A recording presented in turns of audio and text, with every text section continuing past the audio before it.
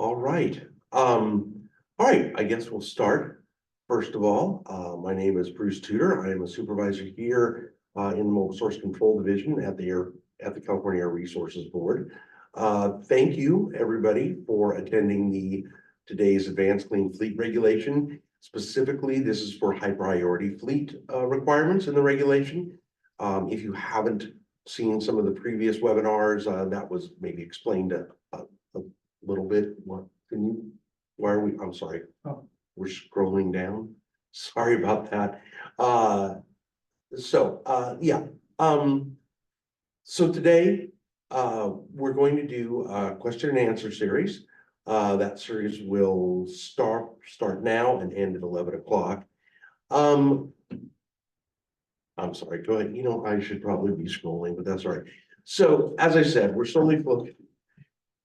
You know what? I'm gonna let you do it. How about that? Since you're scrolling, you can follow it. Switch it up.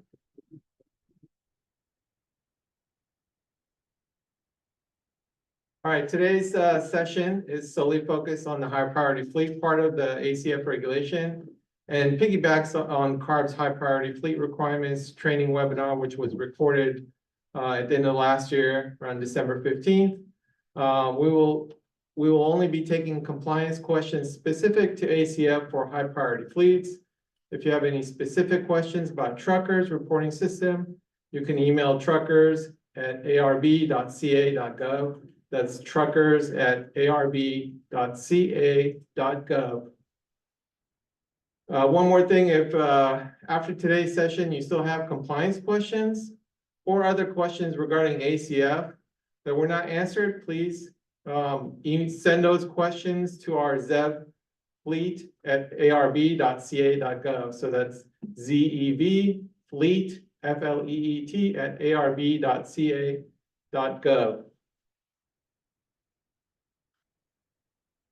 So before we start, I wanted to go over a few housekeeping items. First, today's session is being recorded and it'll be posted later on our ACF webpage. So you can go back and view it anytime if you'd like. Now I'll cover the purpose of today's session and the format of today's session. So the purpose of today's session is to provide assistance for your high priority fleet compliance questions. This means that we will only be taking questions specific to high priority fleet requirements for the Advanced Clean Fleets regulation. The format for today's session will involve a short overview of general requirements and reporting deadlines for the ACF's high priority fleet requirements. And then we'll move on into the main part of the session, which is the Q&A. We'll have the Q&A feature turned on so that you may drop in your compliance questions for this, for us to read and respond to it live. We have several staff from CARB here that will go over that. We'll first respond to the questions that were submitted when you registered, and then we'll switch to the Q&A live questions. And we'll respond to those in real time. Again, if we come across CARB staff here, will be dropping into the chat helpful resources such as links to subscribe to the ACF listserv, as well as links to upcoming meetings and events that are posted on our ACF webpage. Lastly, we do have team members that will be monitoring the Q&A feature and will provide assistance. I have from our CARB team, Chris, Molly, and Brandon.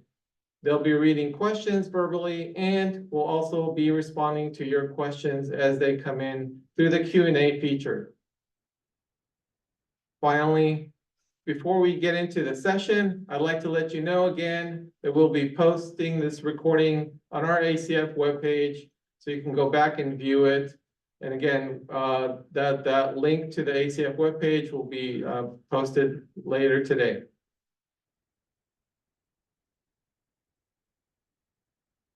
So real quick, let's just talk about the high priority and federal fleet requirements. Again, this portion of the regulation applies to well-capitalized businesses, well-suited for electrification.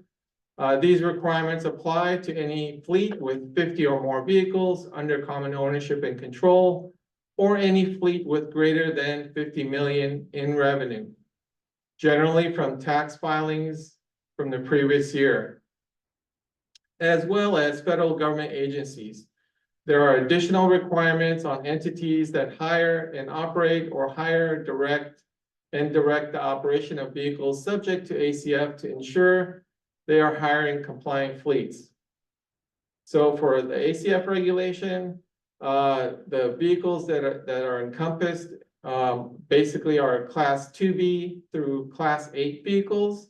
This requirement applies to off-road yard tractors and light-duty delivery vehicles, such as those operated by the Postal Service. The high-priority fleet portion of the regulation states that reporting was due by February 1st, 2024. So with that, I'll turn it over to Brandon. He'll read a couple of the pre-submitted questions, but if you have any questions regarding high priority fleets, please go ahead and drop those in the Q&A. And as soon as Brandon is done reading a couple of questions, we'll transition to the Q&A and start answering some of those questions. So Brandon, I'll turn it over to you. Thanks, Yusuf. Can everybody hear me okay? I think so. So let me ask, so I have a number of questions that were submitted and we're going to go through the Q&A as Yusuf just said. I thought I would start out with just sort of an open question is for everybody to hear. Just sort of what's the status of the ACF regulation? Just sort of touch on where we are with implementation and getting any exemption paperwork out. Chris, could you maybe speak to that just so people have sort of a baseline for us to go off of?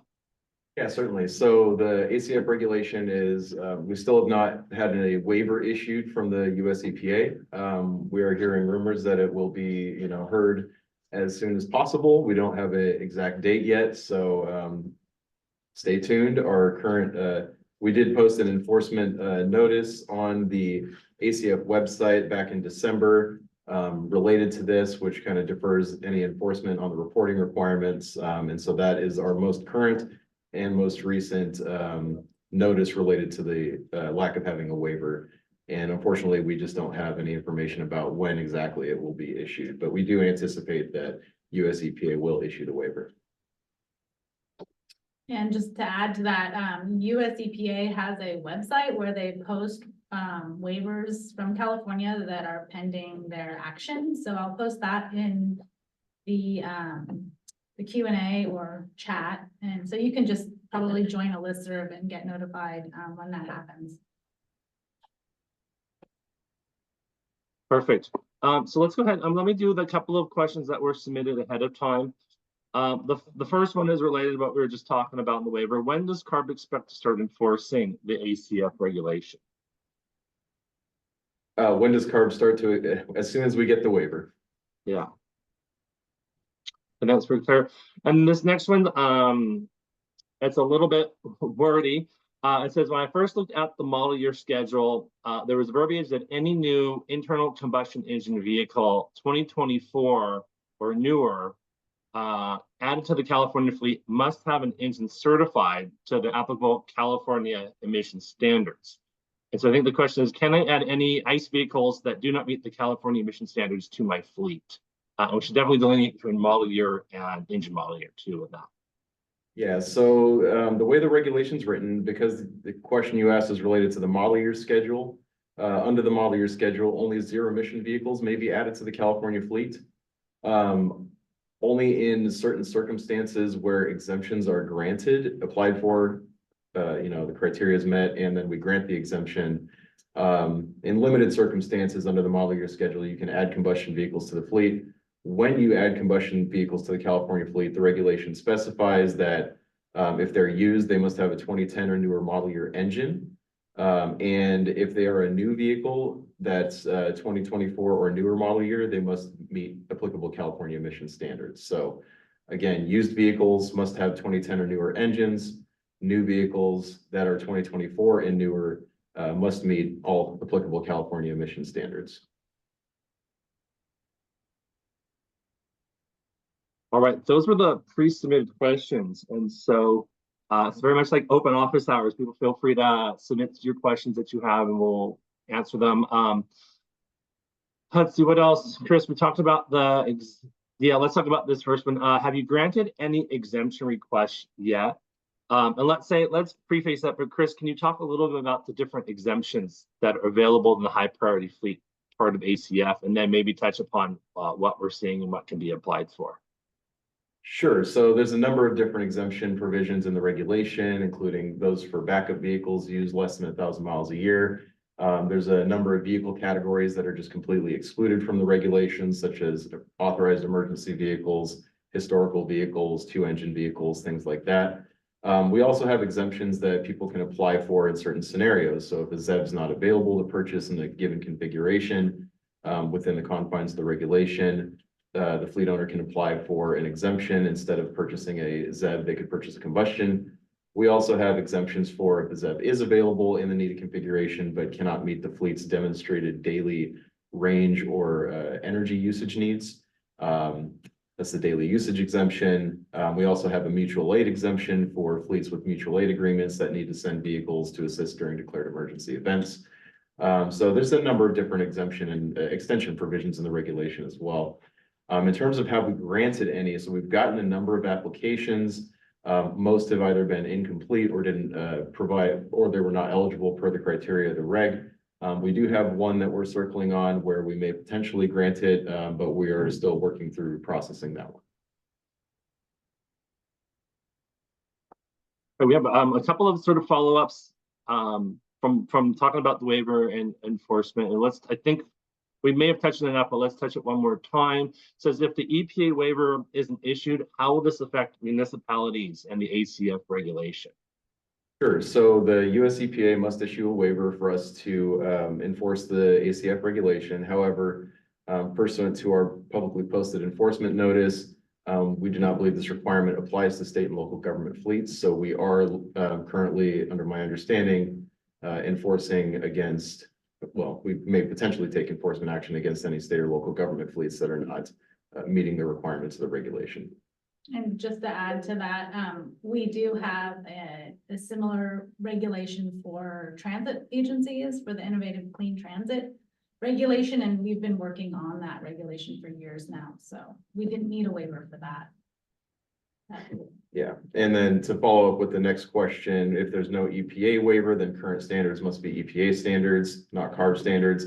Just to be clear, this waiver only is currently affecting the Advanced Clean Fleets regulation. I can't speak to other regulations such as the heavy duty omnibus regulation. I'm actually not 100% sure if they have a waiver or not. So when you ask about whether a vehicle needs to meet EPA standards or California standards, it depends on if you're talking about combustion vehicles that are being sold, or if you're talking about the ACF requirements to transition to zero emission vehicles.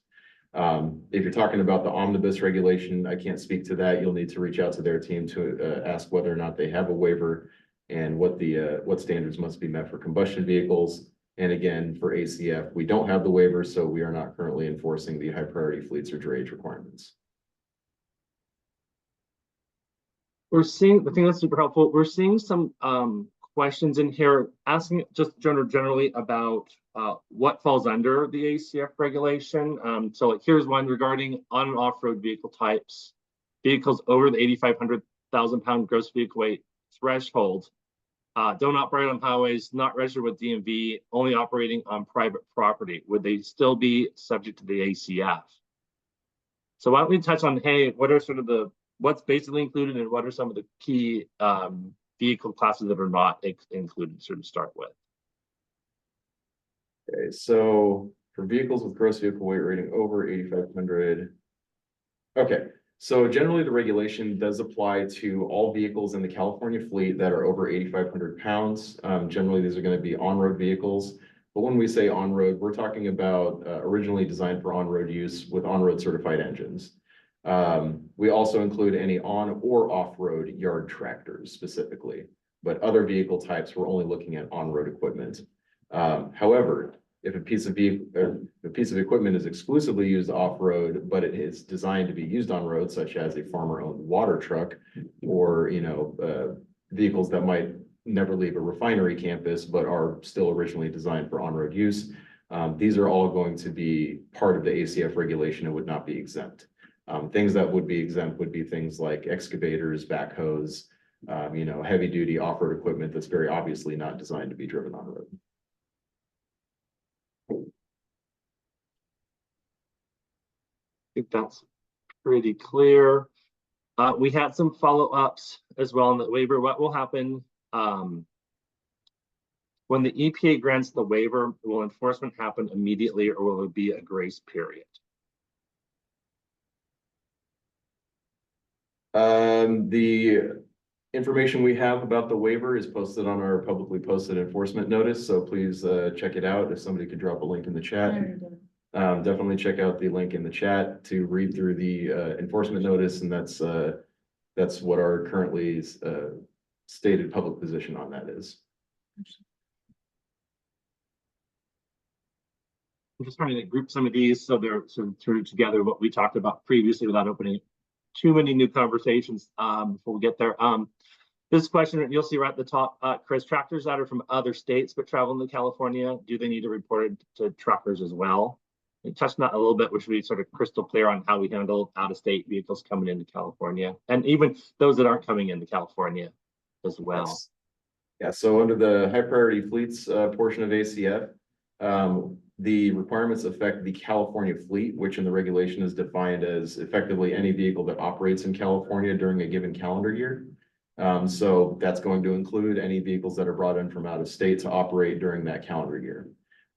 If you are in the model year schedule, or if you're in the model year schedule, you may want to report any vehicles that could come to California in the future, just so that way they're guaranteed their full minimum useful life.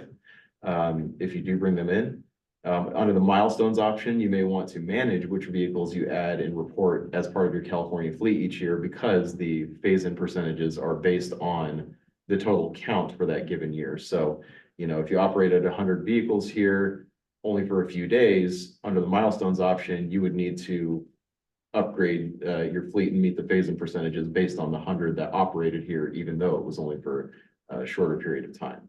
There are some options to exclude vehicles from your California fleet, such as, again, the backup vehicle option, which is for vehicles traveling less than 1,000 miles per year. There is a 5-day pass, which you can apply for online on the trucker site.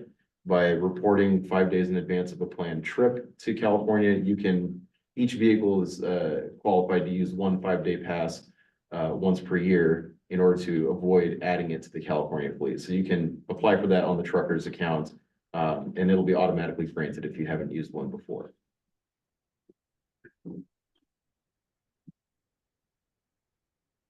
Perfect. I'm seeing a couple of other little follow-ups about the vehicle weights.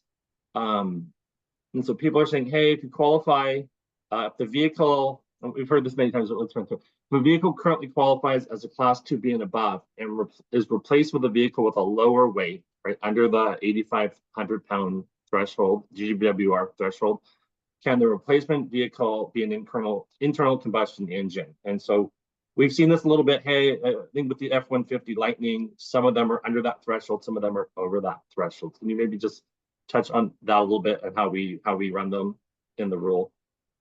Sure. So under the model year schedule, if that's the option you've picked, only ZEVs can be added to the California fleet, but this again only applies to vehicles over 8,500 pounds, GVWR, any on or off-road yard tractors, and any vehicles that meet the definition of a light duty package delivery vehicle.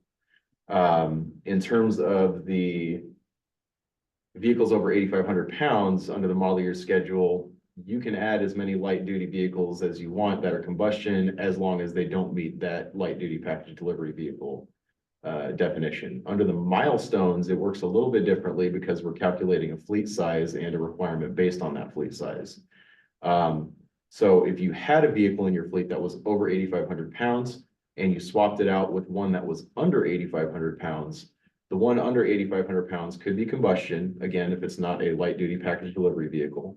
Under the milestones option, effectively, that would reduce your California fleet size. So let's say you had 100 vehicles and you replaced 50 of them with light duty vehicles instead of them being over 8,500 pounds. Then what the requirement would calculate based off is the remaining 50. So you would need, 10% of the remaining 50 to be zero emission vehicles, assuming they're Group 1 vehicles by the end of this year. So that's kind of how that works. And the flip side is if you're looking at replacing existing vehicles in your fleet with zero emission vehicles, light duty zero emission vehicles would not count, again, unless they are a light duty package delivery vehicle. And zero emission vehicles that fall over that 8,500 pound threshold would also count towards the regulations requirements.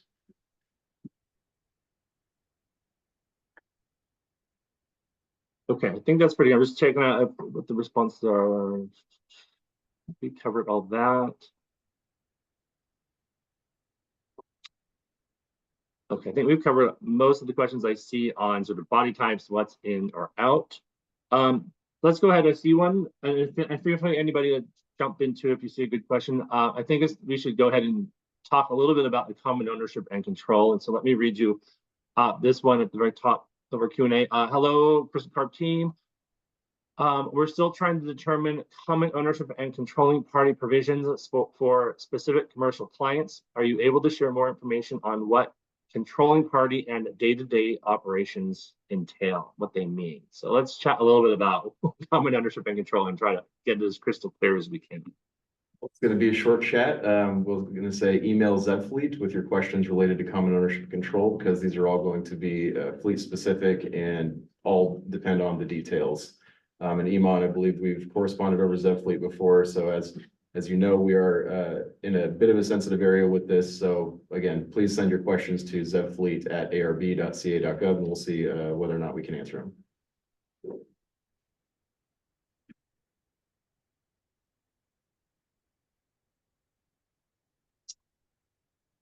I see we've had a number of questions come in about the exemptions. I've sort of held off asking them, but maybe we should go ahead and dive through some of these. I see one of the questions from John Constantino. Will CARB publish a template for the daily use exemption request data? Having such a template could be really helpful. So daily use. John, so likely that'll be done. However, we're probably going to be working through something like that through the truck regulation implementation work group proceedings, the TRIG meetings, specifically the rule provisions one. At the last rule provisions TRIG meeting, we did discuss, we teed up the daily usage exemption towards the end of that meeting with the intent of kind of diving into it a little bit further with this next meeting. So definitely stay tuned, look for that meeting announcement and take part in that public process. I believe the intent is that we want to be able to publish things, but we're also balancing some litigation challenges as well. So we need to be careful about what we publish, and we'll do the best we can to get as much information out there as we can.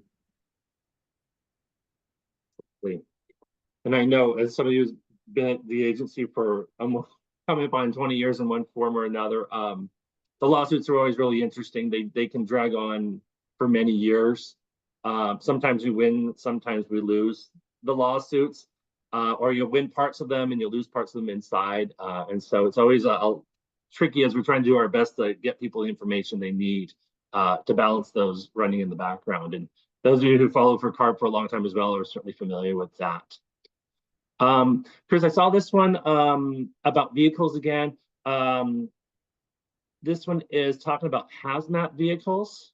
Currently, there's no vehicle available. There's a safety issue in having hazmat. I know we wanted to touch on the hazmat. We see this a little bit with the fuel trucks as well, and maybe how that rolls into some of the vehicle exemptions.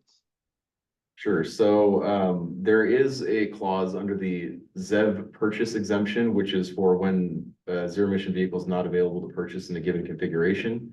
We would only consider a vehicle available to purchase if it doesn't violate any sort of OSHA or federal or highway safety standards.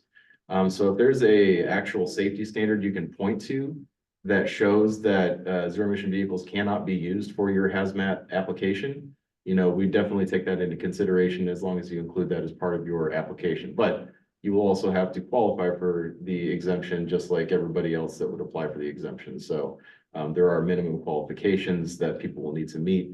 A lot of them have to do with how old the vehicle you're replacing, whether you're replacing a vehicle like for like. And under the milestones option, you would have to show that no other combustion vehicle in the fleet could be replaced by a ZEV. So there are definitely some hoops to jump through, but we do take safety into consideration. So please check out the regulation language on the ZEV purchase exemption related to safety issues.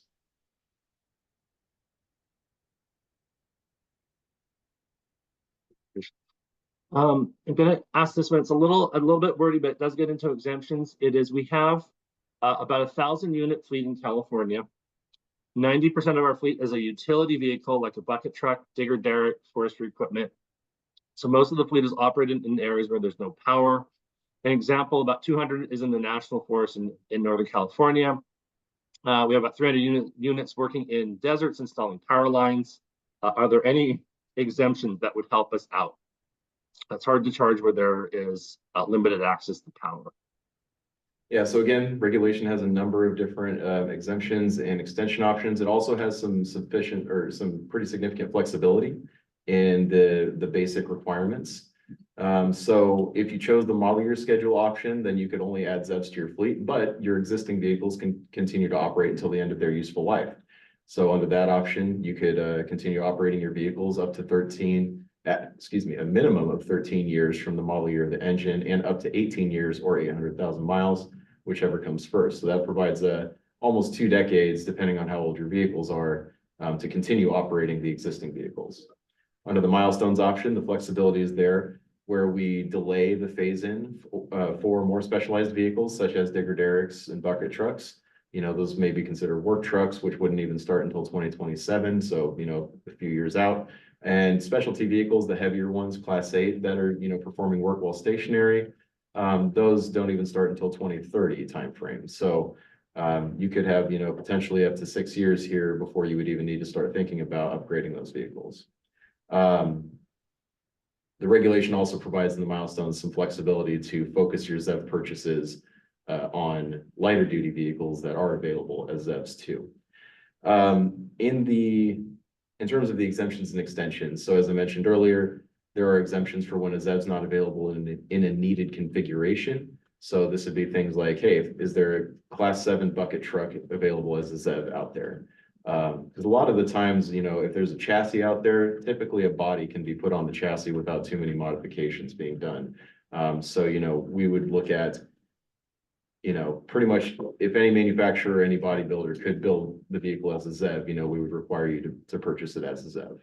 There's also the daily usage exemption. So for when a ZEV is available, but again, cannot meet the demonstrated range or energy use needs of a fleet, that may be something to look into. However, you do need to show that you are making progress towards the regulations requirements by already having 10% of your California fleet as ZEVs or NZEVs. So that might work for this questioner, since they mentioned 90% of the fleet is these difficult vehicles. If you upgrade the first 10% of your fleets, then we could look at potential daily usage exemptions if the range of available ZEVs can't meet what your utility bucket, digger derrick type vehicles would need. We also have an infrastructure delay extension. So for fleets that have already committed to moving forward with an infrastructure project, but face delays that are outside of their control, we could grant potentially up to 5 years, depending on the circumstances, of an extension on the regulations requirements to keep you in compliance while that infrastructure project is being finished. You know, again, number of other extensions. There's backup vehicle extension. There's a 5-day pass for vehicles to be brought in from out of state. Declared emergency events. So if there's a major fire and the governor declares an emergency, then vehicles could be brought in from out of state to assist during that declared emergency. So, you know, there's a number of different flexibilities and pathways in the regulation for you. So definitely check out our FAQ page, which has a number of those exemptions laid out in nice, easy to understand fact sheets. And we'll probably drop the link to that in chat.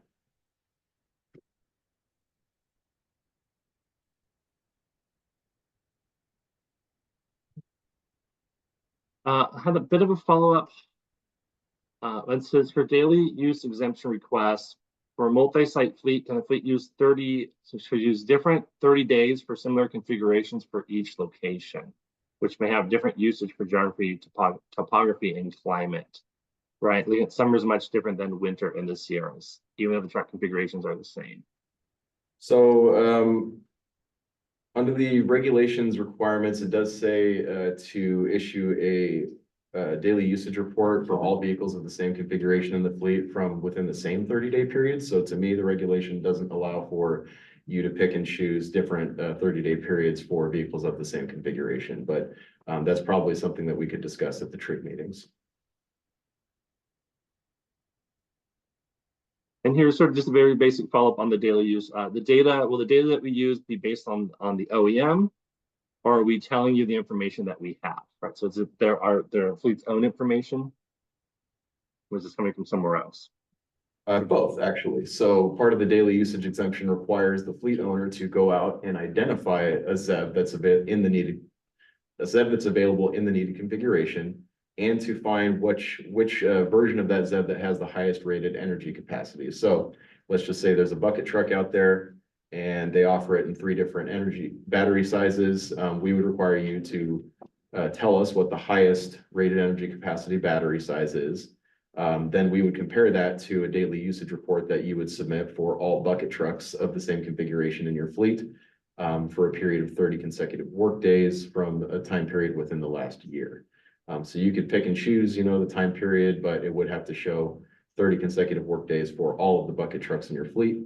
We would then compare that to the highest rated energy capacity based on calculations in the regulation, and then grant it or not grant it based on whether or not it meets those criteria. So definitely, again, check out the regulation language.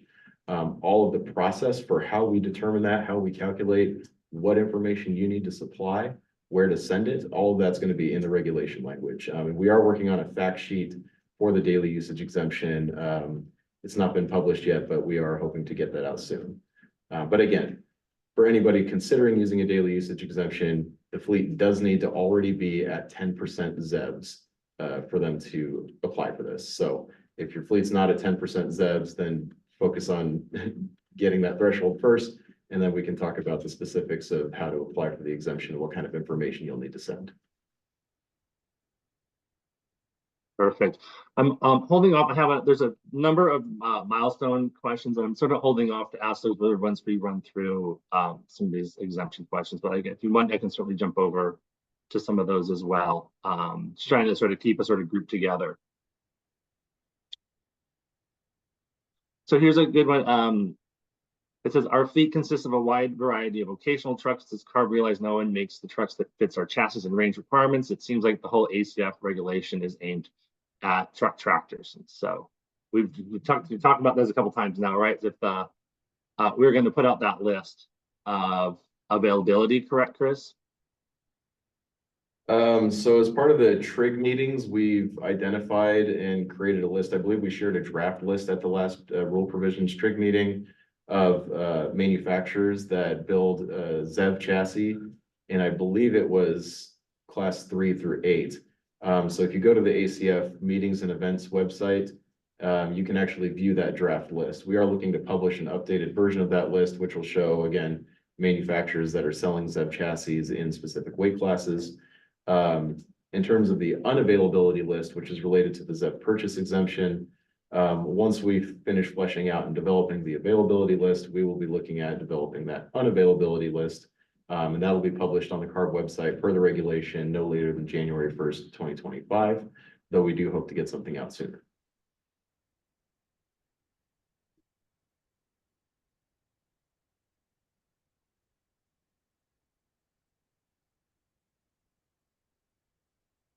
I think that's a big chunk of what I'm seeing on the exemptions and the follow-up questions. Here's a very basic one. I'm fronting. Will the questions and answers be available after this meeting? As Yusuf said, we'll definitely post this chat, we generally don't go through and put up like a transcript. I don't believe, but we will post this, yeah, usually within a few days and up to 2 weeks. Anything else to add to that, Yusuf? No, that's correct. We will post the recording of this Q&A session.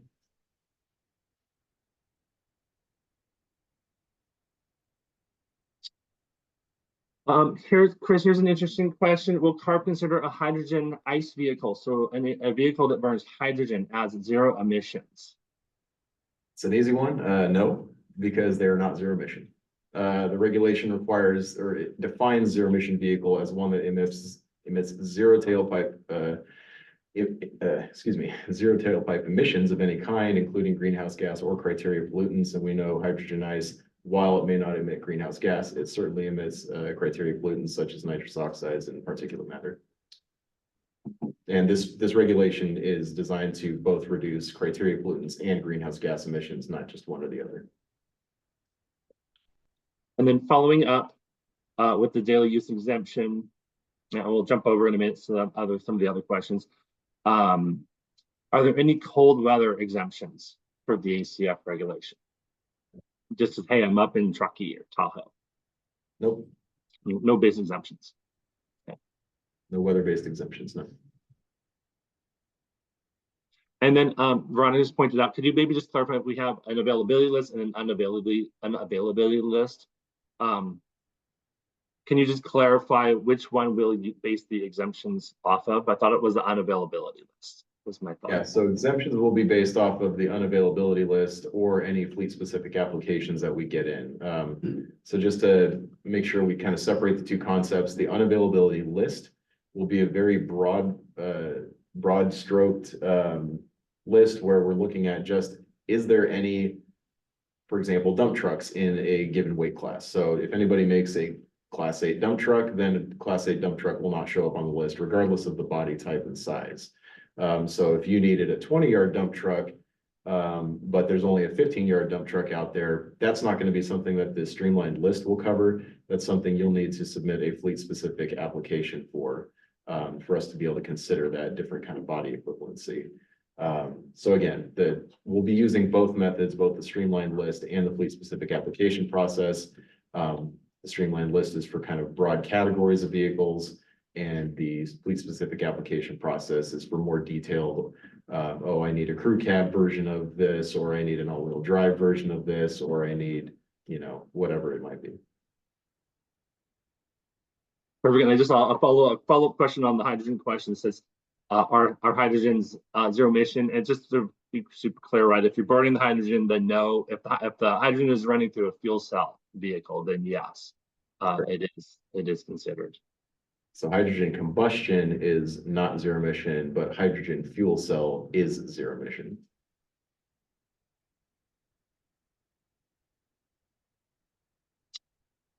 All right, let's go ahead. I'm gonna go back up to the top. Let's touch a little bit about some of the questions we've seen from the public fleets and talk about that just a little bit. And this first one, that you see it when a local government fleet chooses to go into the milestone compliance option, do they have now to follow the high priority and federal fleet compliance requirements like the model year replacement schedule or the mileage replacement schedule? So we'll chat about can they use the model year schedule? Generally, like no. Can they use the milestone schedule, and when how do they opt in? So start with that. So state or local government fleets basically have two options. Their default compliance pathway is the zero emission vehicle purchase schedule. And that requires 50% purchases of annual, basically any medium or heavy duty vehicle purchases they make during a given calendar year. Half of those have to be zero emissions. For high priority fleets, their basic requirement is the model year schedule, which basically states that only ZEVs may be added to the California fleet starting at the beginning of this year. And starting at the beginning of next year, existing combustion vehicles must be removed at the end of their useful life.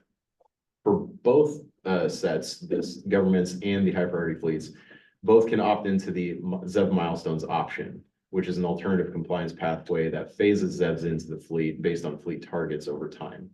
So the question was, would a government fleet opting into milestones have to follow the model year schedule? We'll say no, because the model year schedule, again, only applies to high priority fleets that that are not opting into the ZEV milestones option. If you opt into the ZEV milestones option, you effectively have to waive your right to a useful life, so you do not get a useful life for the existing combustion vehicles or any combustion vehicles you purchase. The trade-off being that you have this full flexibility to phase these vehicles in as you see fit over the next, 20 years or so. So yeah, you would not have to follow the retirement requirements, though you may have to retire vehicles earlier than you otherwise would have to be able to meet a ZEV milestone. So keep that in mind.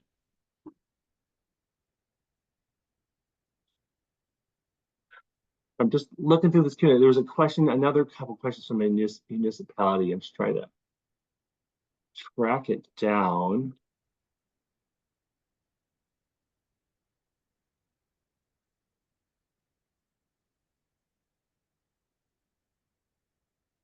Here we go. I know this is, we may not go in, but this is not the public fleet Q&A, so we may skip some of these, but we're a small rural municipality in a low population county.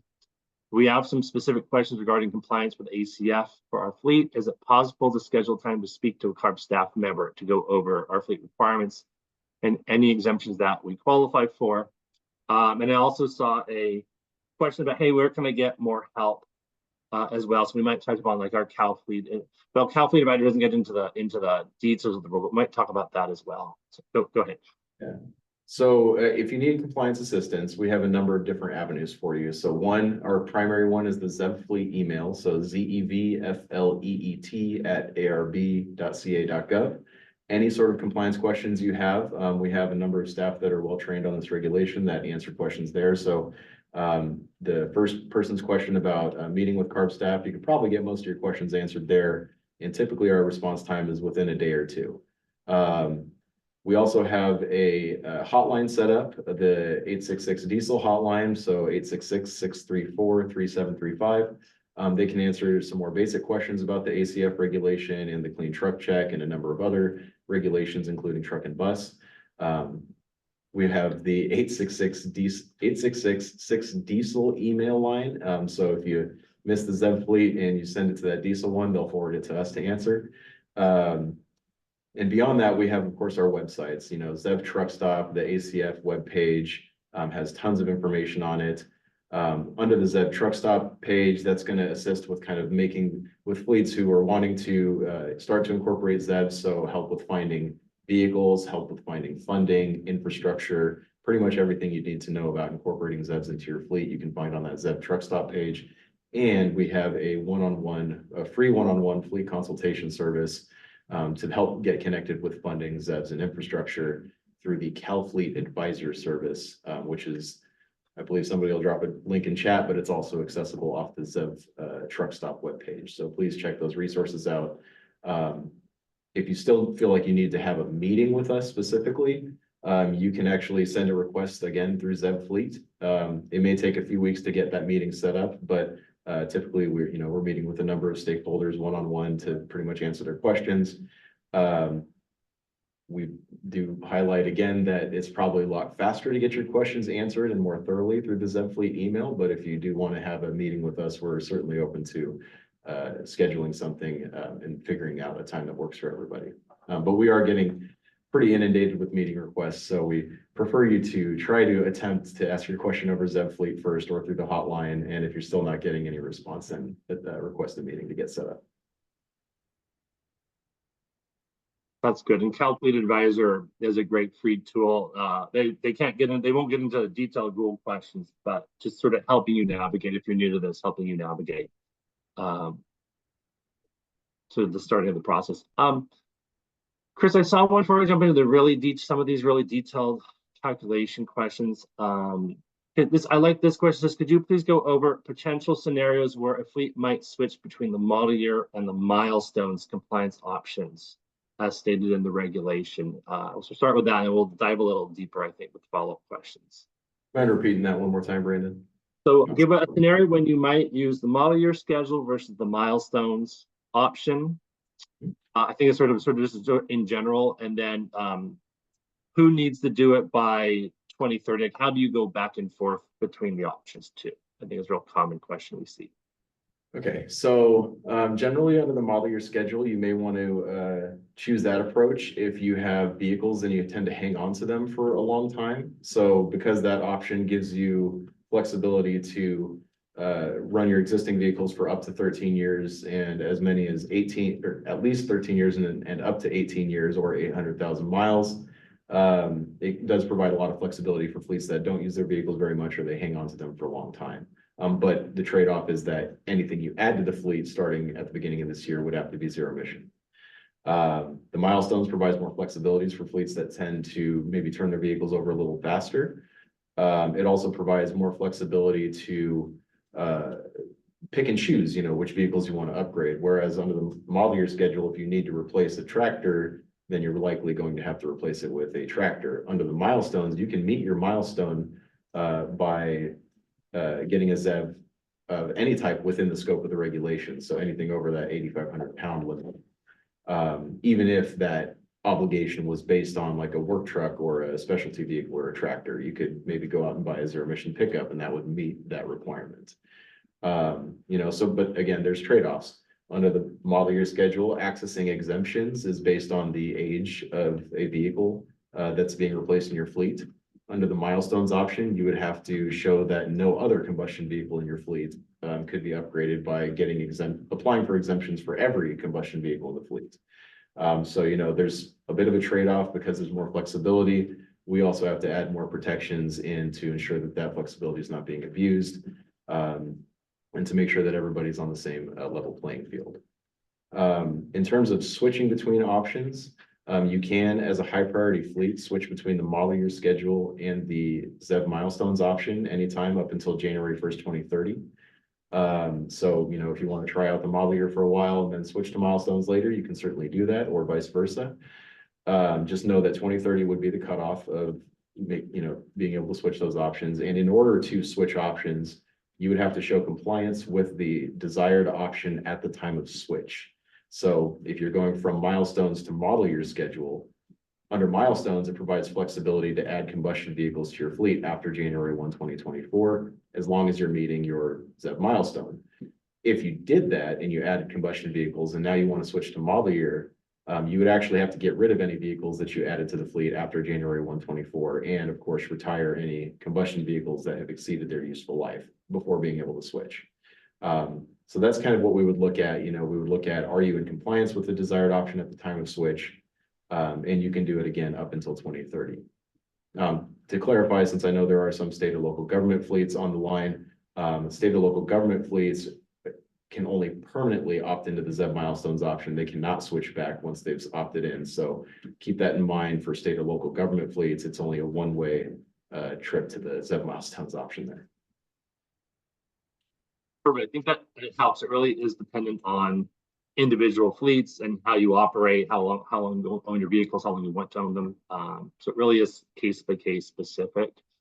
We do have a number of questions about incentives, but I'm going to hold off on running through those for another few minutes. We have some questions talking about the different percentages and the groupings.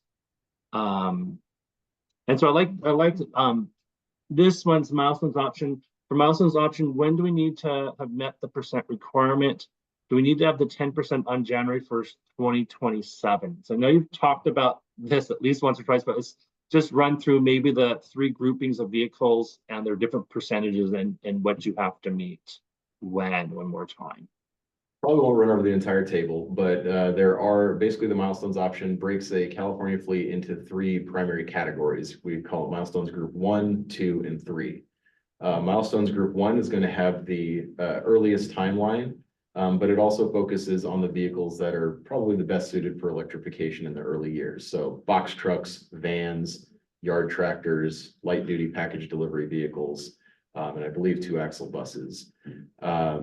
So, these are going to be smaller vehicles that are more commonly available as ZEVs.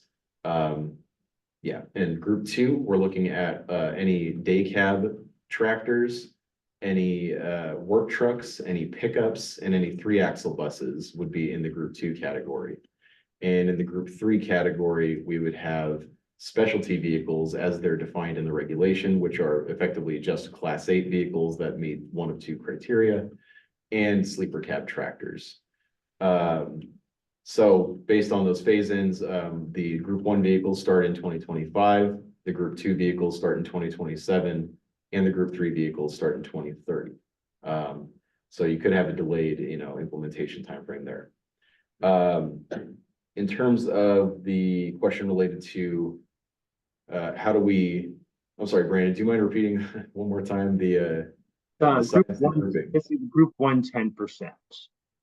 Oh, yes. So when do you have to meet that? So the milestones are based on a continuous basis. You have to continuously meet or exceed the milestones at any given point in time. So it's not just based on the date, but the first milestone date is January 1st, 2025. And because these are fleet targets, that does mean that you need to have the vehicle in your fleet, in the California fleet by January 1, 2025. So we're not wanting fleets to wait until December 31st to place a bunch of purchase orders expecting to receive those vehicles the next day. That's not going to work. You need to be looking now, possibly, to even be able to meet that goal and placing your purchase orders as soon as possible.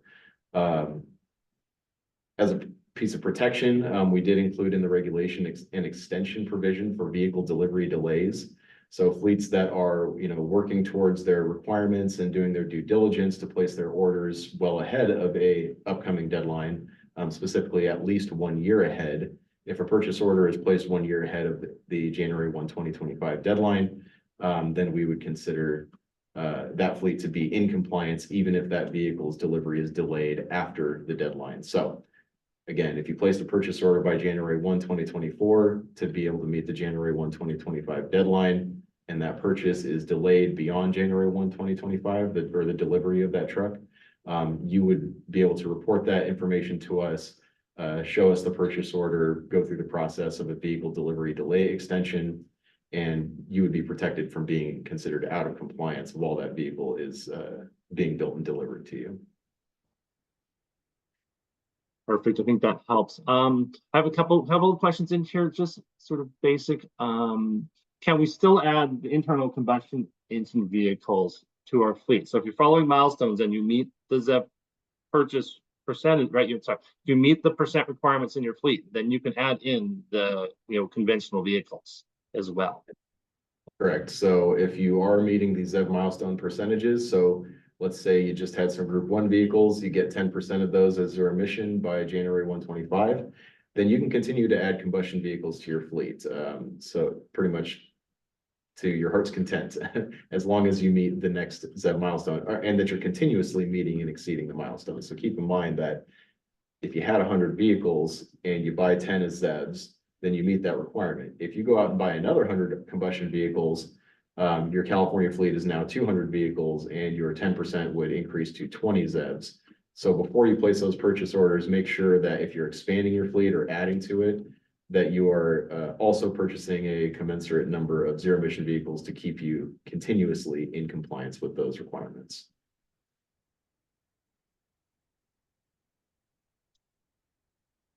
Perfect. Give me 1 second.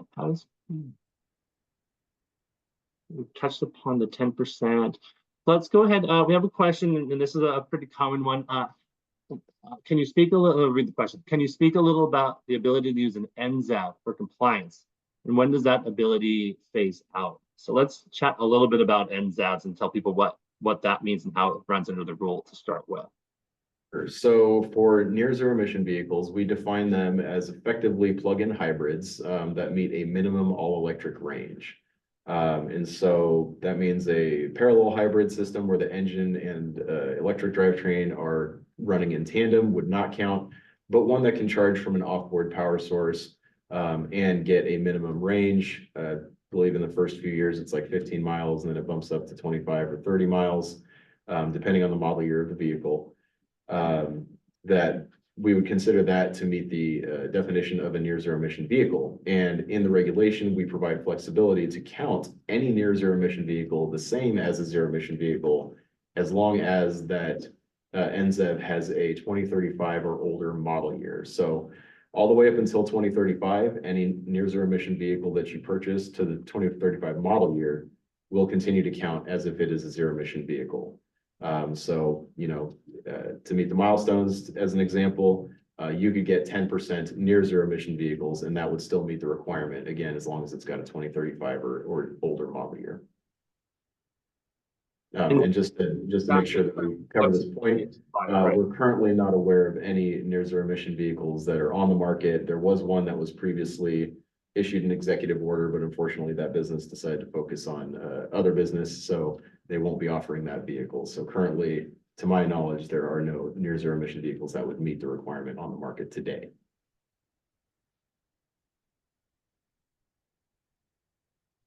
Vehicles. And sort of I have a bit of a question. Follows clear sort of about some of the previous questions, but I think what they're really looking at here is, can you talk a little bit about how we round in the rules? So if we had, we're gonna go a little freestyle here, but like if you have 10% of 3 trucks, right? 0.3, I assume we round down to 0 until you hit a higher percentage. Could you chat about a little bit? Yeah, the regulation, in the regulation, we specify that we follow the standard rounding convention, which is if the ultimate number of ZEBs you need is a fraction. We look at the decimal, so at 0.5 and above, we round up, at 0.4 and below, we round down. So if you had, in Brandon's example, only 3 vehicles, 10% of 3 is 0.3, that would round down to zero emission vehicles needed under that scenario. So typical standard rounding convention, we're all pretty familiar with it. If you need to double check what it is, we do define it in the regulation language. So please check out the definition section for standard rounding convention. Do we have a fleet calculator that people can use? Yes, thank you for mentioning that. So we do have a fleet calculator, which is available on our FAQ page on the ACF website. That fleet calculator will take what you input for your California fleet and do a side-by-side comparison of the model year schedule and the milestones option. So that way it can help you choose, which one might be more beneficial to you, or so you can at least, plan out and see how many ZEBs you might need under the regulation as it unfolds over the next couple decades.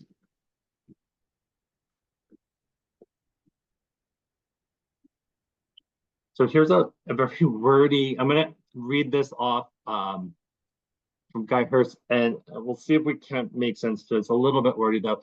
It says, if you run 1,000 box trucks in California this year, but move 500 by the end of the year, and they will never come back to California, are you supposed to convert 10% of the 1,000 vehicles or 10% of the 500 vehicles? So this is your and it says, when is the deadline for knowing how many trucks you need to convert for each year? I.e., if you need to convert 10% of day cabs in 2027, are you supposed to wait until December 31st, 2026 to truly know how many trucks actually ran in California for the year? So a little bit of a what's my fleet makeup and what are the deadlines if that's defined as question. Sure. So I'm going to ask Molly to drop the link to the milestones more details fact sheet in chat, but on one of our fact sheets related to the ZEB milestones option, we kind of cover how either selling, scrapping, or transferring a vehicle out of state would affect your California fleet count. Effectively, the milestones option has a clause in there that says if a vehicle is part of the California fleet at any time during the calendar year, it will remain a part of the California fleet for purposes of the calculations for the entire calendar year. So even if you bring it in just for a week or two and then take it back out, we would still count that as being added to and therefore part of your California fleet calculation for the entire year. If it's permanently transferred out of state, it would count until the end of that calendar year. And then at the end of that calendar year, if you never bring it back, then you should remove it from your truckers reporting and you wouldn't have to include it in your California fleet size. If you're selling or scrapping a vehicle, that will reduce your fleet size immediately. So as soon as it's met the conditions for selling or scrapping a vehicle that are specified in the regulation, then we would consider that as being immediately removed from the California fleet and therefore reducing your fleet size immediately. So in your example, where you transfer 500 vehicles out of state rather than selling or scrapping them, you would still calculate the 10% based on 1,000 vehicles because those 500 did operate in California during the calendar year.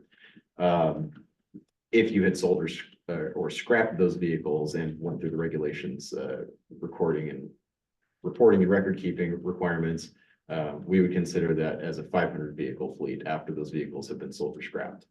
To answer, and Brandon, do you mind repeating the last half of that question, because I've lost it here? Well, it's out already, so I don't have, let me see if I can't find it real quick.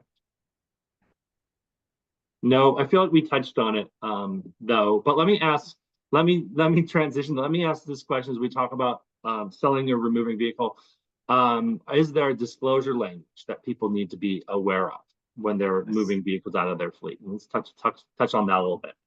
Yeah, so there is a sales disclosure requirement if you're selling a vehicle in California, or a vehicle that was subject to this regulation. You must include, as part of the sales agreement, a disclosure statement. And effectively, it's just a statement that says this vehicle may be subject to Advanced Clean Fleets regulations. And then point to the section number. But if you need the actual language to include in any sort of sales contracts, please make sure to check out the regulation. It has the exact phrase you would need to include. Yeah, and we can probably, well, it's a slightly could change for each part of the rule, depending on what's, if you're HPF or local government drayage. So here's no, I'll hold off on this. We'll jump into, I think we're about ready to jump into some of the reporting and incentive questions.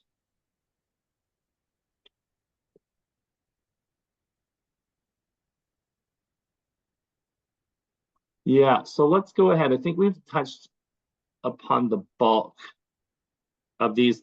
In terms of reporting, or sorry, let's clear out a couple of these. Here's one question that's at the very top. If a vehicle was ordered in 2023, but model year 2024, can it be added if it arrives in 2025? And so there's a couple different situations there. Let's start with maybe talking about how we look at an order under purchase requirements for public fleets. And then maybe we'll switch over and talk about how that applies under high priority fleets and milestone options. Well, just to make sure that we don't muddy the waters, since this is the high priority fleets section, I'll probably skip the government portion, but for high priority fleets under model year schedule, if you've opted to follow the model year schedule, then only ZEVs can be added to the California fleet starting January 1, 2024, unless it was a combustion vehicle that was ordered, basically the purchase order, a new combustion vehicle purchase order was placed before October 1st of 2023. So depending on when in 2023 you ordered that vehicle, you may be able to add it to your California fleet under the model year schedule. If you ordered it after October 1st, the regulation specifies you would not be allowed to add that vehicle.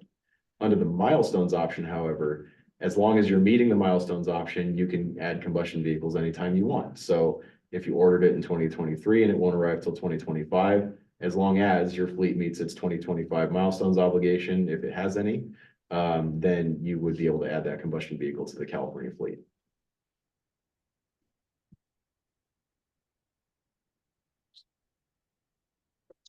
We keep getting, we've had at least 3 or 4, are hydrogen vehicles considered near zero emission vehicles? Is there a scenario where they could be? So we said sure. So burning hydrogen is not, right? Let's just be clear on that. So hydrogen combustion is not. If somebody designs a vehicle that has a plug-in hybrid series where it's a hydrogen combustion range extender, but the vehicle operates off of a battery that also meets the minimum all-electric range, that's a possibility. Again, the manufacturer would have to go through all the certification and test procedures to ensure that it, of course, does meet the all-electric range and that it meets the other CARB requirements for hybrid electric powertrains. But it's possible, let's say. But currently, again, to my knowledge, there are no vehicles that would meet the NZEV definition. Here's just a couple little nuance ones. This is at the top. Under the backed up vehicle exemption, can an hour meter reading be used in lieu of an odometer reading? Hour meter reading, if you give me Have one an hour, moment do here. we have an, I don't think we have an hour-based exemption in the rule like we did in truck. No, yeah, you're correct. So previously in the truck and bus regulation, the low use exemption did look at hours and miles for the truck and bus, excuse me, the advanced clean fleets regulation, high priority fleets. Backup vehicles are only based on the odometer of the vehicle. So currently we don't have any method to accept or consider hour meter readings as part of that.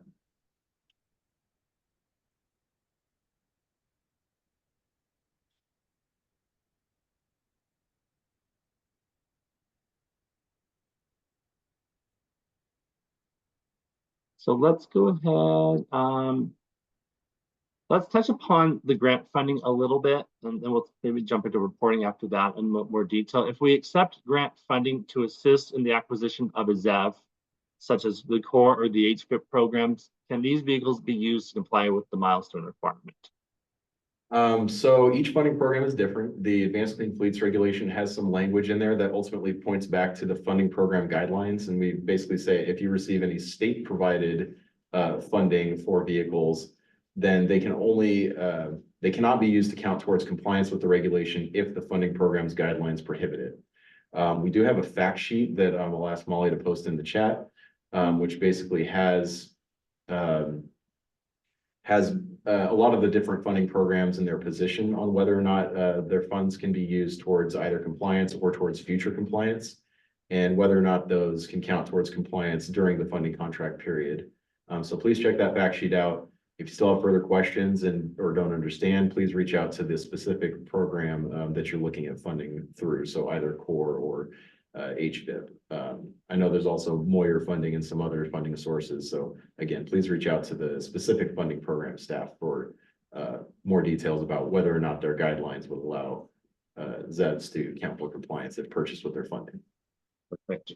Yeah, and we'll put the fact sheet in. We did go through this for the major programs about how they interact with ACF. So it's a very useful reference document. I know HVIP just requires you to have ordered the vehicle before your compliance deadline in ACF. So it's fairly wide open. There's definitely an opportunity this year for larger fleets to apply for the grant funding. And it potentially, if policy holds as it is right now, it will go away at the end of the year. Okay, thanks for that.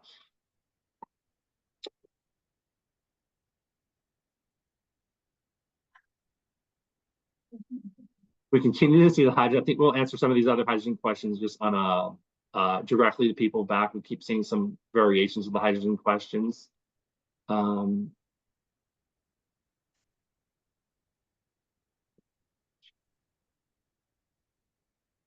So here's one. This is the very top question for clarification.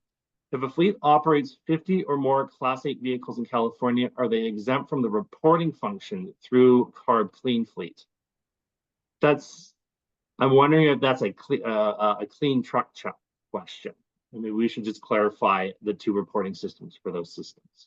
For those programs. Yeah, the Advanced Clean Fleets regulation is separate from the Clean Truck Check program, or otherwise known as the Heavy Duty Inspection and Maintenance program. A lot of people know this as kind of the truck smog check. So the ACF regulation only affects, larger high priority fleets, federal government fleets, local and state government, and drayage vehicles. The Clean Truck Check applies to many, many other vehicles in California besides these larger fleets. So it's two different reporting systems, two different sets of requirements. And so just to make sure we're not talking past each other, for the ACF regulation, you would be included in the regulation if you meet one of the following conditions. Either you make 50 million or more in annual revenue, and you have at least one truck that operates in California. If you own, operate, or control the operation of 50 or more vehicles in California that are medium and heavy duty. And if you are a federal government fleet. So really those three conditions are the ones that would trigger the Advanced Clean Trucks, the Advanced Clean Fleets requirements. I'm not as familiar with the Clean Truck Check program, so I'm not sure if Brandon or others could speak to that, but in terms of that, that one, as far as I know, doesn't have a fleet size threshold of 50 or more. That may have some other threshold that I'm not aware of, but again, as it relates to ACF, you would have either 50 million in annual revenue and at least one truck, 50 or more trucks, or you're a federal government fleet.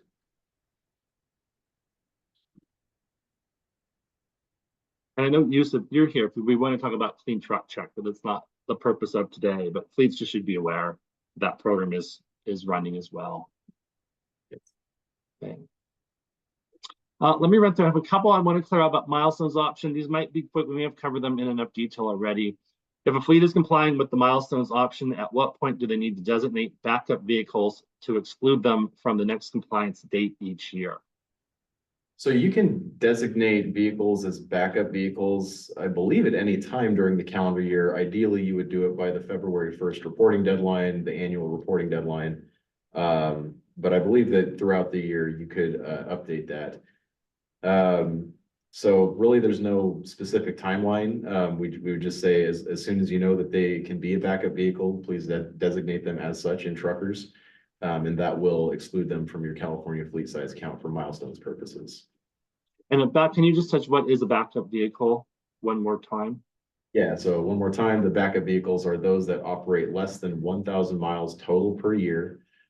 They do have unlimited emergency miles. So if you need to drive those backup vehicles to support a declared emergency event and perform emergency operations during that declared emergency event, then those miles can be excluded from the 1,000-mile limit. But generally, for most fleets that are just performing commercial operations, it would just be a 1,000-mile limit.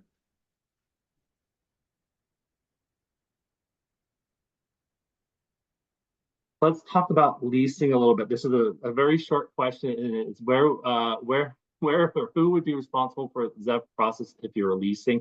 But let's just take that opportunity. How does the rule look at leasing versus, say, a short-term rental, and how does a lease truck fit into a fleet's compliance? So generally, the regulation is going to apply the compliance responsibility to who is considered the fleet owner. And the fleet owner is defined in the regulation in the definition section. As part of that definition, one of the subparts to that definition deals with rented or leased vehicles. So generally, for vehicles that are rented or leased from a business that's regularly engaged in the practice of doing so, such as if you're getting vehicles from Ryder, Penske, et cetera, then the vehicles are considered your responsibility only if two conditions are met. One, that the rental or lease is for a period of 1 year or longer, and two, that the contract or terms of that rental or lease specify that the lessee, you, or the customer, is responsible for compliance with state laws for that vehicle. If those two conditions are not met, then they would be considered the responsibility of the rental or leasing entity. So that'll be the Penske, the Ryder. If the two conditions are met, then they would be your responsibility to both report and comply with the ZEV upgrade requirements for that vehicle. And the same thing is for zero-emission vehicles. So if you're leasing a zero-emission vehicle and you're leasing it for a period of 1 year or longer, and your contract specifies you're responsible, you can count that zero-emission vehicle towards your fleet requirements. Otherwise, if it doesn't meet those conditions, you cannot count that vehicle towards your fleet requirements. Perfect. We have a question, same vein. It says from John, same vein as admin question. What about RNG? So maybe we should touch a little more broadly. How does the rule look about renewable fuels, whether it's a renewable, say, a drop in diesel or a renewable natural gas? Yeah, so again, the regulation defines zero-emission vehicles, one that emits zero tailpipe criteria pollutants or greenhouse gas pollutants of any kind. So it would absolutely not be considered a zero-emission vehicle, since renewable natural gas emits both criteria and GHG tailpipe emissions. Though they may be carbon negative depending on the fuel source. Again, this is not just a carbon rule. This is looking at criteria pollutants as well, including NOx, PM, and others.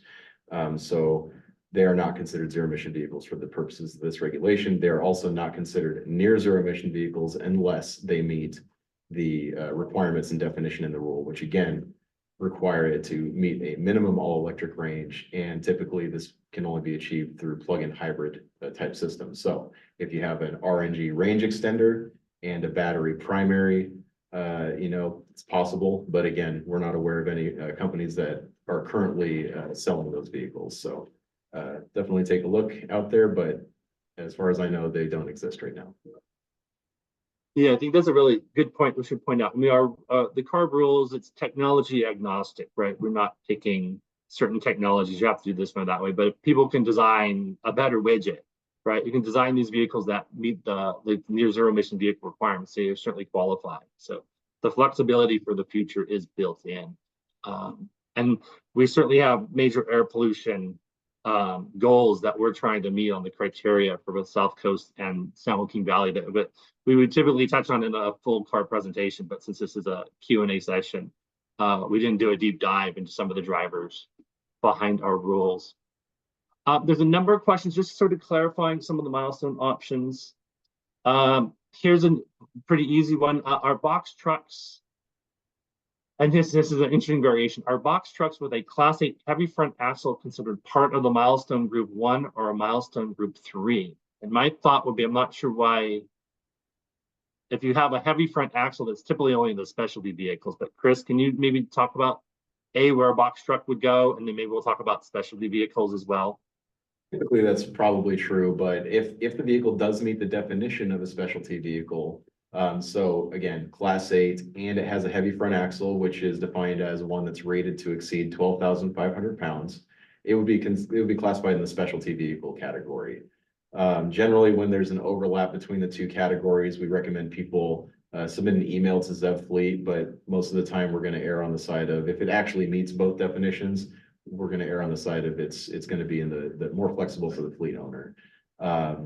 But definitely check out that fact sheet that Molly posted earlier, the milestones more details fact sheet, because we do attempt to go over a lot of the overlap between if there is any overlap between different vehicle definitions, and how to assist fleet owners in making that determination where it fits.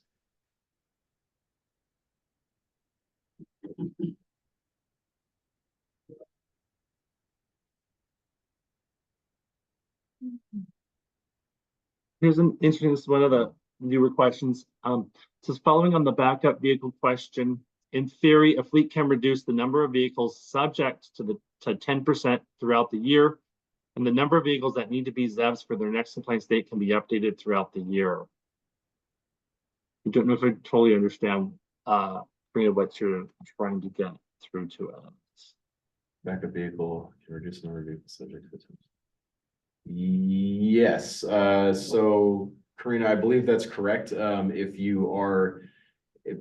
guess in the example, if you had 100 vehicles and you're required to have 10% by 2025, if let's say midway through this year, you designate half of those 100 vehicles as backup vehicles, then the 10% for 2025 would be calculated on the remaining 50 vehicles that are not designated as backup vehicles. And so similar to that throughout the rest of the year, if the backup vehicle option is open for reporting throughout the year, which I believe it should be, it's possible it may only be limited to the open reporting period, but I'm not 100% certain about that. Then it would affect the fleet size throughout the year if you are, adding a vehicle and then designating it as a backup vehicle.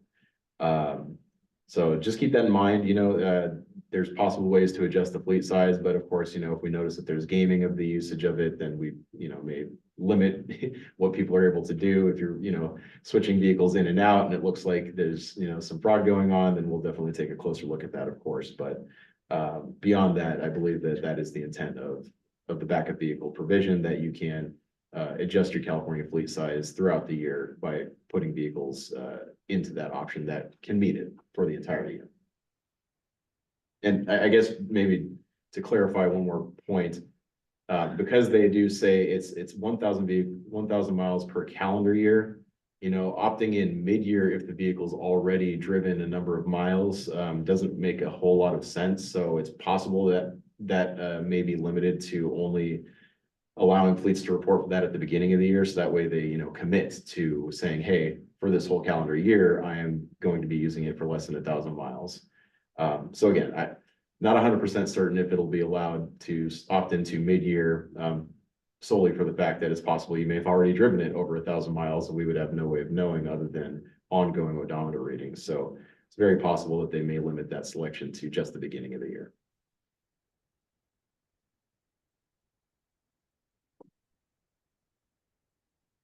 We have a couple, we have this one question about a GEM. Would a GEM small electric vehicle that we use around the yard qualify as a ZEV?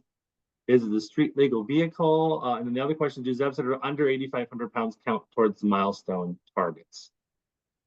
Yeah, so again, only vehicles within the scope of the regulation count towards the regulations requirements or would count against the fleet size. So if it's a small vehicle that's under 8,500 pounds GVWR and it does not meet the light duty package delivery vehicle definition, then it would not be counted as a ZEV for compliance purposes.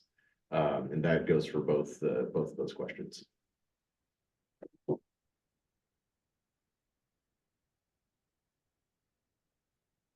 Let's do the top question we have here. It's been in there for quite a while now. We ordered a 25 under 26,000 pound GVWR cab and chassis truck in 2023. So last year it was delivered in December and is still at the upfitter for refrigeration body. Can this be added to our fleet in 2024? Right. So they bought the truck, they received delivery, and then it immediately went to a body upfitter to have a reefer installed. Yeah, so from the model year schedule perspective, if the truck was ordered before October 1st of last year, then it should be fine. If it was not, then it would not be able to be added to the California fleet starting at the beginning of this year. Under the milestones option, then because the milestones for this year is effectively 0 for all fleets, then you can add a combustion vehicle to your fleet this year, regardless of when it was ordered. But keeping in mind, of course, if you do opt into milestones, you would be committing to meet the percentages for the following upcoming year.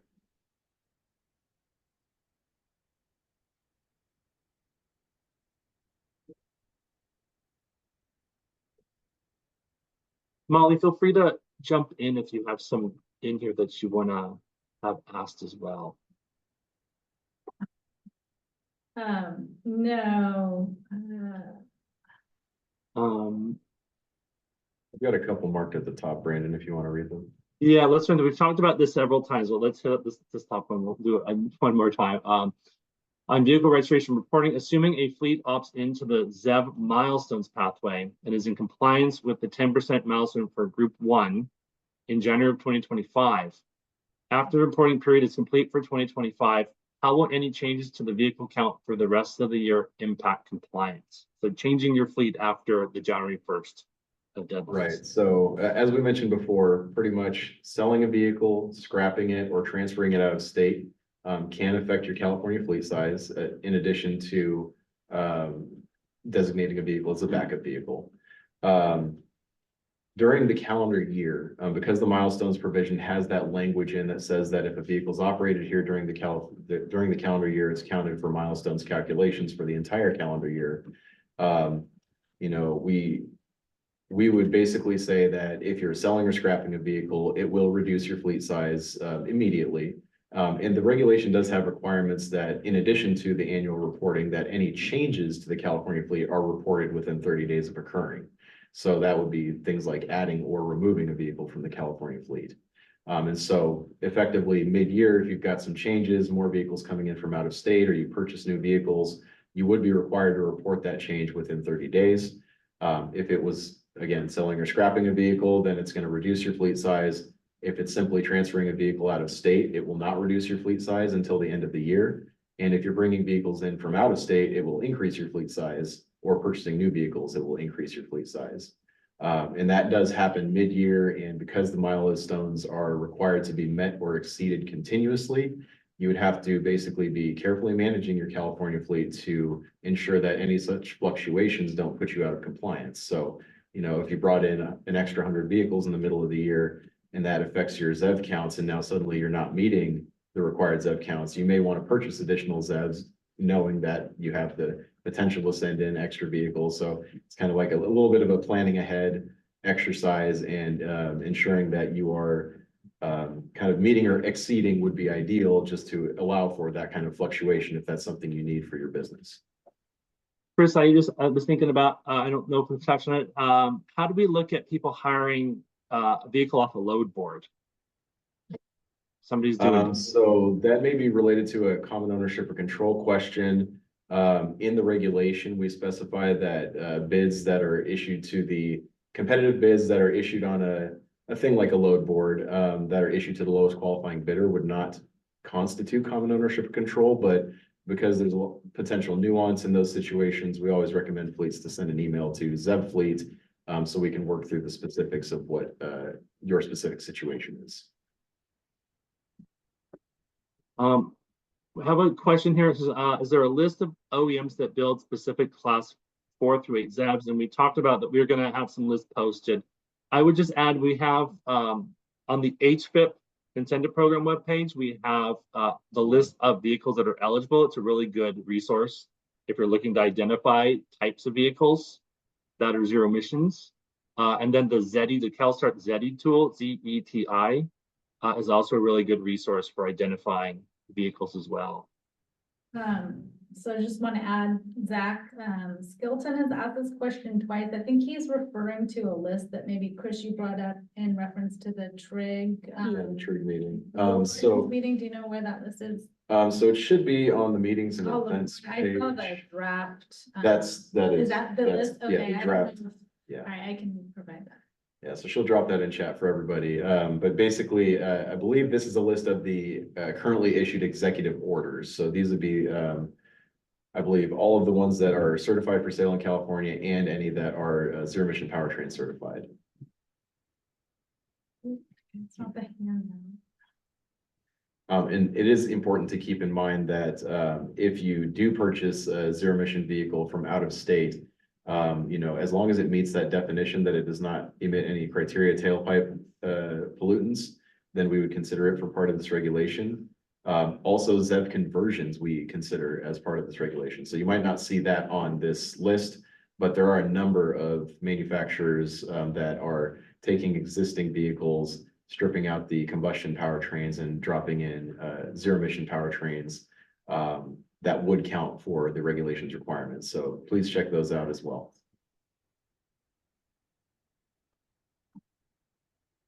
We'll do this very top question on here, and it says, based on the ACF regulation for the ZEV milestone, if we purchase a 2025 tractor that has a non-CARB compliant engine for our out-of-state fleet, can the tractor enter California? Right, so you have an EPA certified, but not a CARB California certified engine, and you purchase it, can it come into California? So let me give me 2 seconds to find the specific regulation language related to Yeah, that. some And very we'll- specific language. Yeah, we might just about paste it and do a direct Q&A, but We it's also, we also have a fact sheet on this specific topic. So Molly, after you find the other one, would you mind dropping that Yeah. internal combustion engine fact sheet in as well? Thanks. But just so everybody knows, I'll read it off from the regulation here. It says ICE vehicle additions. Any ICE vehicle, so that's internal combustion engine, vehicle added to the California fleet on or after January 1, 2024, must have a 2010 through 23 model year engine or a 2024 model year or newer engine certified to applicable California emission standards and emissions related requirements. Any new ICE vehicle added to the California fleet must be certified to applicable California emission standards and emissions related requirements. And just to be super clear, bringing a vehicle into California from out of state is considered adding it to your California fleet. Again, if it operates here for even a single day during a calendar year, it is added to the California fleet.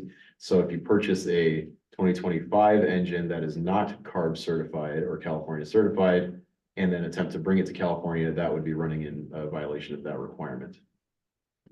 If you're subject to the ACF regulation, of course.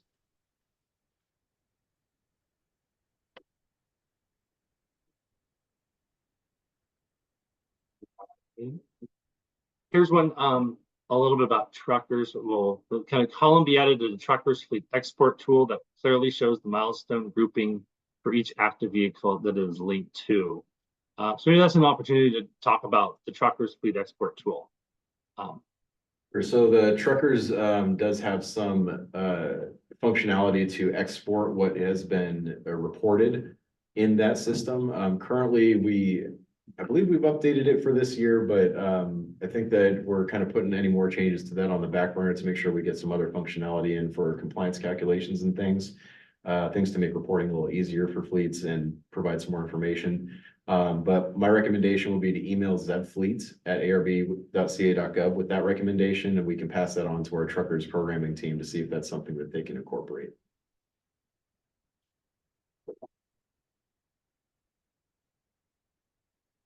Here's some of these are sort of just touching on things we've talked about, sort of about length. Our fleet consists of a wide variety of vocational trucks that no one is making that fit our chassis and range requirements and needs. So again, we have the zero emission vehicle purchase exemption, which is for when a vehicle is simply not available in the needed configuration, no manufacturer is making or selling one. And then if a manufacturer is making one that doesn't meet your demonstrated daily range or energy usage needs, we have a process in place under the daily usage exemption to apply for an exemption to purchase combustion instead in that case. So definitely take a look at the regulation, the fact sheets on how to apply and the requirements. Because you would have, again, to qualify for those exemptions, definitely take a look at the requirements there.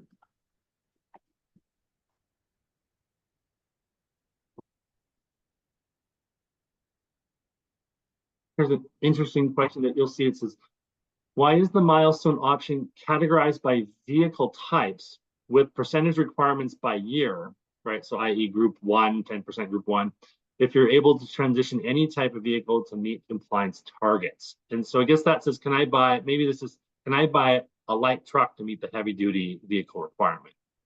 Yeah, so the answer would be you can, as long as the ZEV is within the scope of the regulation. In terms of why we structured it that way, most of our rationale and basically the purpose and rationale of everything we wrote into the regulation is available in the rulemaking history. If you go to the CARB ACF webpage, go to the rulemaking history link on the left navigation bar. And specifically in the initial statement of reasons, there's a appendix for all of the purpose and rationale for why we wrote things the way we did. We also, if it was related to a change that was made in a 15-day change, you can look at the 15-day notice documents for the same rationale. But in general, when we were developing this, we were looking at, what vehicles would be best suited to electrify early. So I think we originally started with the concept of, hey, we would stick it strictly to these vehicle types. However, as the rulemaking process went on, and we got comments from fleets, we were kind of determining that more flexibility may be needed. And so we added in the flexibility to make the ZEVs effectively fungible across all the categories. So it provides additional flexibility than what we originally envisioned. And so, generally we did that to just provide more flexibility for fleet owners in meeting this requirement. But yeah, in terms of why we picked the vehicle groups to be what they did at the time, based on our data and research and, all the information that we have in our staff report, we determined those vehicle types to be more well suited for electrification in the earlier years, while more specialty vehicles or vehicles that needed a longer range, such as sleeper cab tractors and work trucks, would be deferred on that phase in until starting later in time. We also know that over time, we have the companion advanced clean trucks regulation, which is a manufacturer sales requirement, which requires manufacturers to sell a certain percentage of their vehicles in each of the 3 weight class categories as zero emission, and that ramps up over time. So we did try to, take that into consideration when we were developing these timelines, that we know there's a regulation on the books already requiring manufacturers to bring products to market. This, as the companion regulation, is requiring fleets to purchase those products they bring to market. So there is a little bit of alignment there, and knowing that we have more products coming to market over time, more markets will need to be served by the manufacturers. So we tried to align that timing a little bit. So this, we have one question that relates to that. If we elected the milestones option, we have the 2025 10% requirement. Can we purchase F-150 Lightnings or similar to meet that requirement? Do you just sort of clarify within that light duty classes some of the differences, even within a model? Yeah, so the F-150 Lightning, I believe, can be spec'd with an extended range battery. And when spec'd with that extended range battery, it puts it over the 8,500 pound minimum gross vehicle weight rating threshold. So as long as any ZEV with a gross vehicle weight rating over 8,500 pounds is purchased, then that does count towards your milestones requirements. So even if those milestones requirements are generated based on group 2 or group 3 vehicles, we would still count, a smaller vehicle ZEV that's within the scope of the rule to count towards that requirement. Yeah, I think that's really important. People know if you're buying a truck, make sure you pay attention to what you're speccing out, because it can make a difference. Next one, we'll touch on this one question right above it that we talked about. several times. It says, right, we use a wide variety of vocational trucks. No one is making the trucks that fit our chassis range requirements. I'll talk about that one. Molly, can you unclear a couple of these out that we've had live? Right, if nobody makes it, we talked about how do you get an extension if there's no vehicle available. We've not talked about enforcement at all. Looks like we may have answered it directly, but why don't, Chris, could you maybe, if you're comfortable, talk a little bit about CARB enforcement and some of the things we do to enforce our rules? Yeah, so generally all CARB regulations are enforced pursuant to CARB's publicly posted enforcement policy, which I'll ask Molly to drop into the chat. So generally, we look at potential administrative penalties. We have a number of different avenues available to us, but CARB will, seek and use any available enforcement methods to enforce the regulations. That could include penalties, could include things like DMV registration holds. There's a number of different things, and we also enforce it through doing DMV audits, fleet audits through truckers, roadside stops. We have our enforcement events, our one-stop truck events where there's outreach and people can get enforcement questions answered. So there's a number of different avenues that we use to enforce the regulation. And again, if you're curious at all about penalties, things like that are all determined on a case-by-case basis, and it's all based on different areas of the health and safety code from which we draw our authority to enforce these regulations. So each regulation is going to be different, and even within each regulation, there's a number of different health and safety code sections that we rely on to grant us authority, and each of those sections may have different penalty provisions. And so our enforcement team would have to take into account all the different authorities we have, what the different penalty provisions are, and then they have to look at the merits of each specific case. So how egregious was it? Is this a fleet that's, just had their first offense, or they're a repeat offender? What's the ability to pay? Things like that. We get to ask that question sometimes. Hey, can I just pay the penalty? And the answer is it's never cheaper in any form. You have to pay the penalty, and you have to bring your fleet into compliance as well. So it's not a good thing to do. As somebody who's worked here for a long time and seen a lot of enforcement cases roll through. We're running through almost. I think we've seen most of what people have asked. There's just a couple more. Is there an option to have a bulk upload for fleet's initial registration or changes throughout the year? So maybe we have somebody with a really large fleet, thousands of vehicles. What's the best way to bulk upload for truckers these days? So we absolutely do have a large fleet upload tool.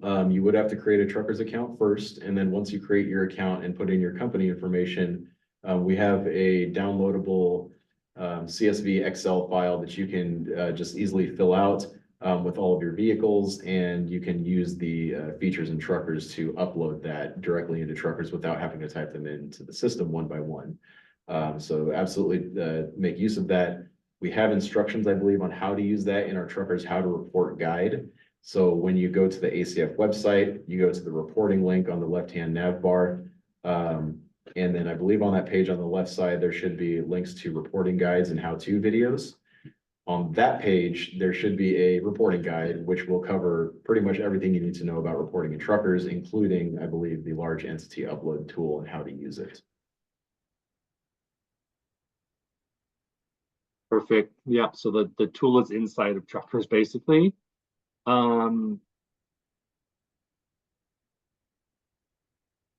only have a couple left. Yeah, these are very, very sort of obscure. The exemption section appears to be geared towards replacements. Are exemptions allowed for a needed but not available ZEV vehicle? Just adding it to the fleet. Yeah, so I'm missing where that one is. Do you mind reading that one more time? Yeah, I just got closed out, so no, not easily.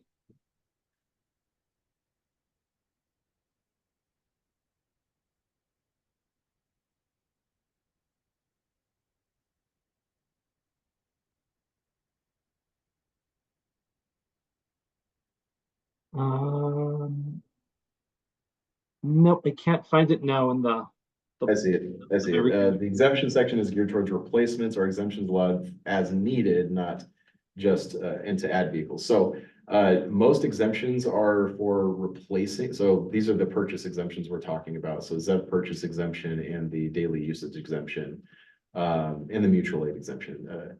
Generally, these are all for replacing existing vehicles of the same configuration in the fleet.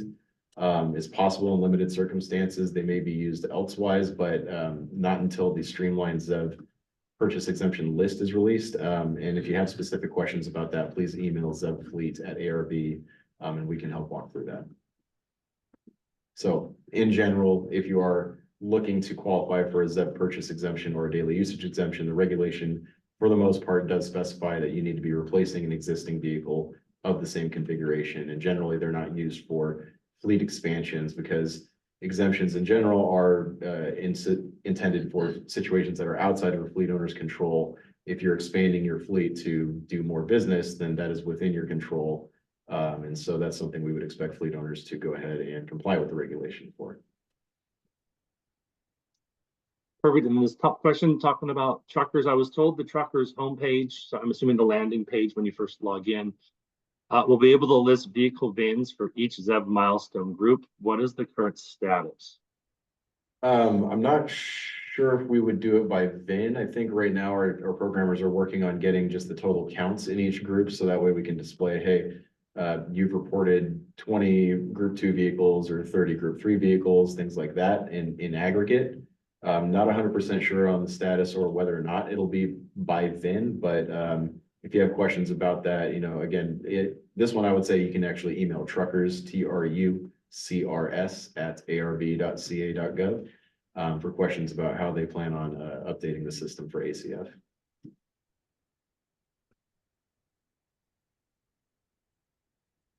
We have a question about the vehicle weights. It says, what considerations or are there any future changes to assist with weight consideration beyond the 2,000 pounds for a zero emission vehicle? Right. So currently California law allows 2,000 extra pounds on the 80,000 pound maximum. Have we heard anything about any changes to that? Or do we consider weight and payload capacities when we're determining these exemptions under the rule? I know we generally don't determine weight or payload when determining exemptions, other than what the vehicle's weight class is.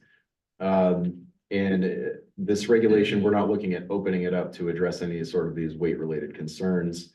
And I'm not personally aware of any sort of legislation that's in the works that would adjust that. So as far as I know, no changes. I do know, I mean, there's definitely a decent volume of work talking about light weighting of vehicles and using the other technologies to lighten them so you have more payload capacity as well. And then I think we'll also see battery technology and its power density improve as well, all these little things.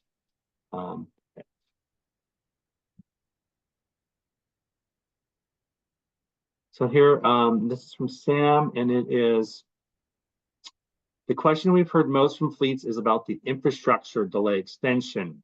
Have you received any infrastructure requests yet? How has evaluating those requests gone? And what is the general model you're considering to work together with fleets and local utilities on this topic? So the infrastructure delay. So for the infrastructure delay, we have not, as far as I know, received any specific extension requests yet. We are working internally through our process and trying to put out some more information on the exemption to kind of make maybe like a nice, easy to follow checklist for fleet owners to follow.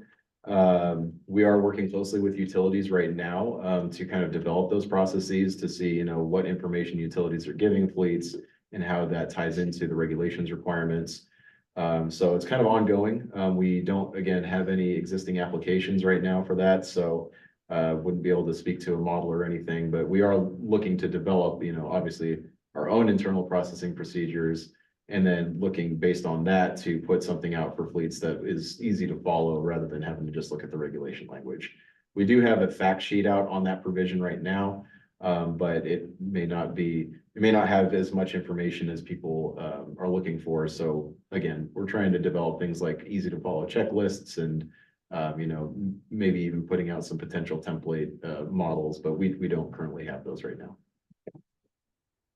I would add though, CARB has an internal infrastructure team that is, you know, coordinating with the utilities on an ongoing basis. So we're definitely very active in our communication. Victoria has this question at the very top here. Can you explain, and we only have a couple questions. So if you have anybody has anything, feel free to submit them to us. Can you explain one more time the model year compliance option? Does this option require us to add ZEV vehicles starting in 2024?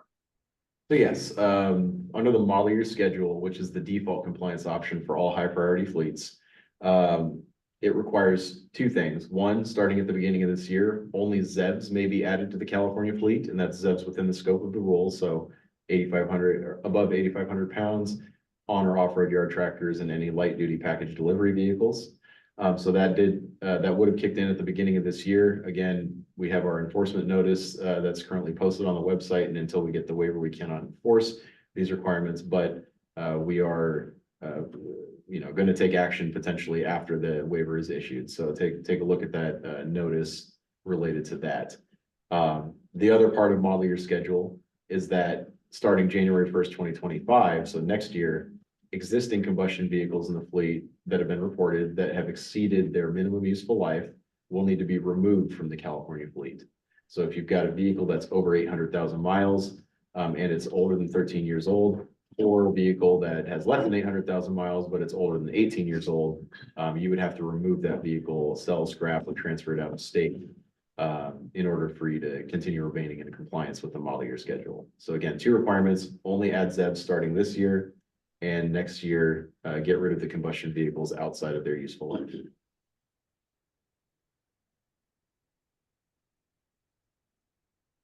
We have a trucker's question. It says, when uploading your fleet into truckers, do you include exempt, right, under 8,500 pound GVWR vehicles, such as emergency or work pickups, and do you mark them as exempt or under 8,500 pounds GVWR, or admit adding them to the fleet list completely? And then the second question is, where can I find a definition of what qualifies as emergency vehicles? That's a good question. Do I need to report vehicles that are not subject to the ACF rule, or should I? Is there a benefit? So you would not need to report vehicles that are not subject to the ACF rules. So these are going to be any vehicles that are outside of the scope of the rule. So again, at or under 8,500 pounds GVWR, do not meet the definition of light duty package delivery vehicle. And that's pretty much it. And then the ones that are within the scope of the rule, we have a list of exempt or excluded vehicle categories that also do not need to be reported. So this would be authorized emergency vehicles that meet the definition in California Vehicle Code section 165. Generally, these are going to be police, fire, and ambulatory vehicles. Any vehicles that are like historical vehicles, 2-engine vehicles per the definition in the regulation, and things like that would not have to be reported. So please do not report those when you're reporting. And if you have already, just go ahead and delete them as entered in error. In terms of the definition of what's qualified for a vehicle that's exempt from the rule, an emergency vehicle specifically, you would need to, for me, I just do a quick Google search for CVC 165. So that's California Vehicle Code section 165. It's got a number of different categories that you could potentially meet. So definitely take a look at that. But generally, it's going to be public and private ambulances, and then publicly owned vehicles used in firefighting or police activities, or public state-owned vehicles that are owned and operated by bridge and highway repair districts. So this is not going to include things like, oh, I'm a telecoms and I have a bucket truck that responds to a storm. That's generally not going to be included.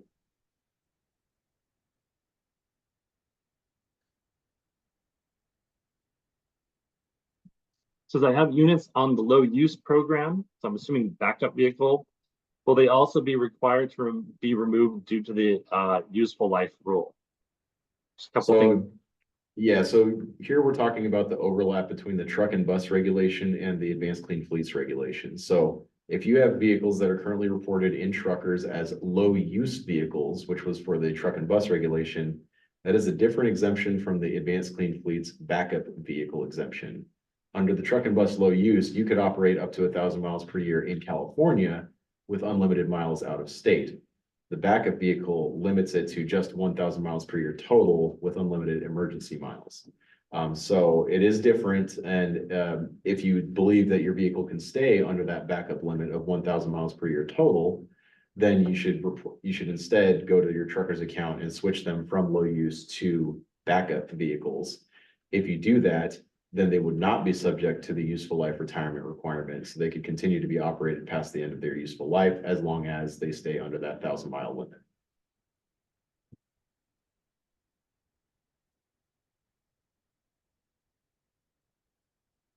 From Victoria, it says it's a high priority fleet. Can I add ICE vehicles in 2024 if they were ordered prior to 2023?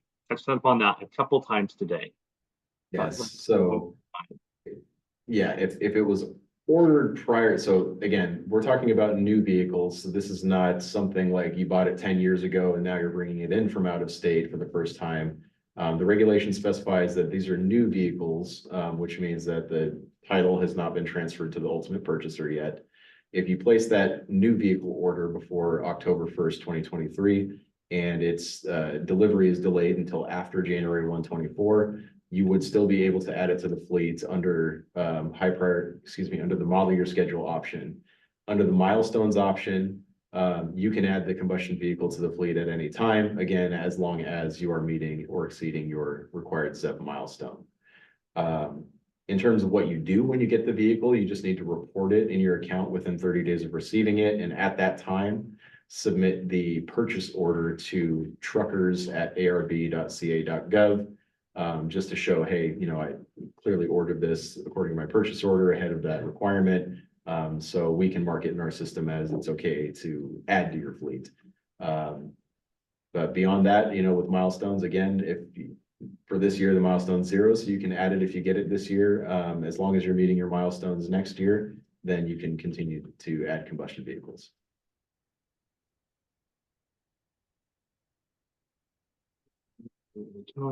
Chris, one of the things, we talked about this at length, but under truck and bus, right, you just had a straight manufacturer delay. You ordered it early enough before the deadline and it didn't show up in time, then you wouldn't be penalized. Do we have this? I think we have something similar, but not exactly the same at ACF, correct? Yes, but it only relates to zero-emission vehicles. So if you placed a zero-emission vehicle order at least a year ahead of an upcoming deadline, such as the milestones deadline, or the year that you would have to replace a vehicle that might be aging out, and you place your order a year in advance, then we would consider the vehicle it's replacing as in compliance until the ZEV is received. So it may require you to tell us, hey, my vehicle's aging out next year. I don't plan on getting this replacement ZEV. I placed my order ahead of time, but I don't plan on getting it for another year or two because the upfitter is going to take a while, something like that.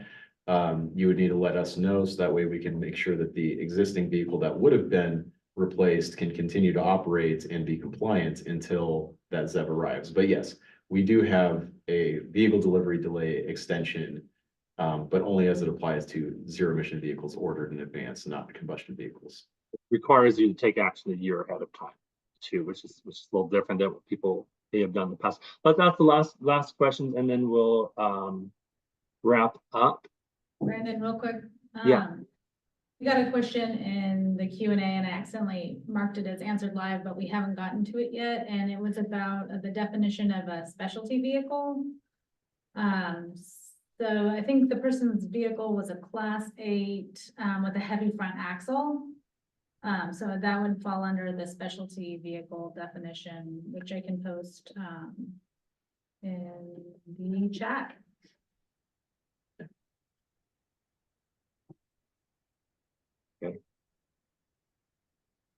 And then Chris, Victoria's just following up what we just talked about.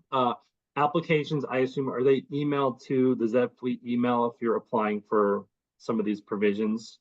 Or they email truck? Regulation specifies that the emails for any sort of exemption applications have to be sent through truckers. So that's trucrs@arb.ca.gov.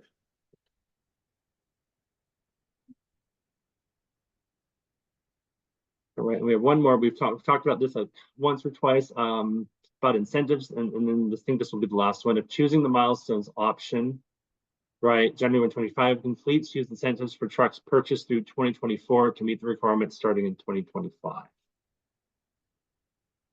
So if I order my truck, let's say I order a truck today and I'm using HVIP money as an example, Yeah, that's all gonna be covered by the fact sheet on the incentives programs or the incentives programs themselves. So the ACF regulation itself doesn't have any specific guidelines or requirements. We ultimately just point back to the funding program guidelines. So these are questions you'd want to ask to the funding programs if the funding fact sheet doesn't already cover it.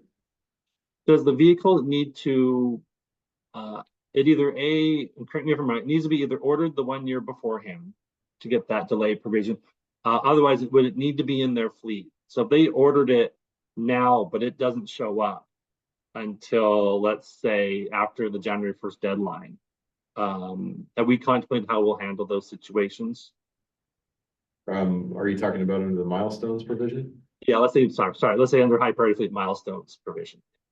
So because milestones is a target-based requirement, fleet percentage-based target, excuse me.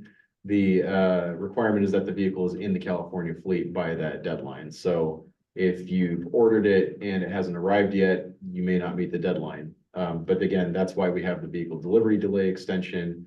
If you place that order early enough, 1 year in advance of that deadline, then you'll be protected in case the manufacturer delay or upfitter is delayed in delivering the final vehicle to you. Basically, take action early. That's, I think, one of the ways. Okay. I think that's everything. I see one more popped in.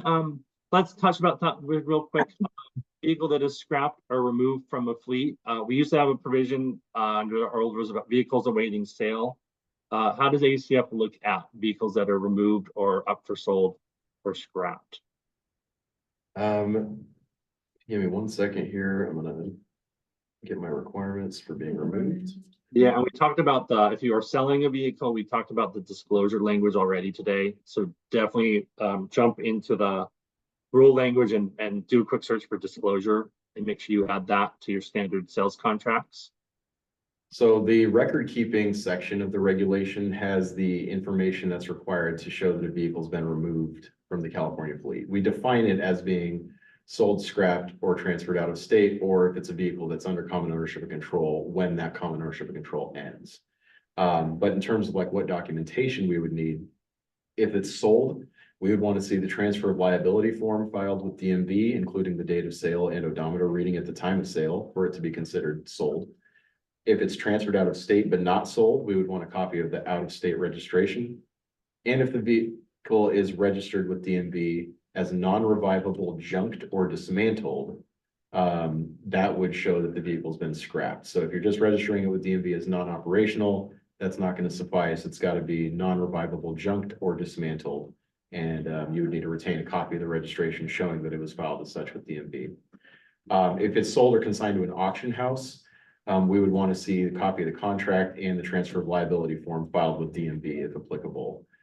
So if it's sitting in an auction house, we need both the contract and transfer of liability. So whenever you're able to get those two documents, that's what we could consider it as removed from your fleet. Perfect. All right. Well, that's all the questions we've had submitted. It looks like we're about out of time, so I will log off and let you guys wrap up. Thank you, everyone, for attending our high priority fleet Q&A session. Again, the recording for this session will be posted on our website, along with the many other fact sheets that Molly dropped in the chat will also be found on our website. Thanks again and goodbye.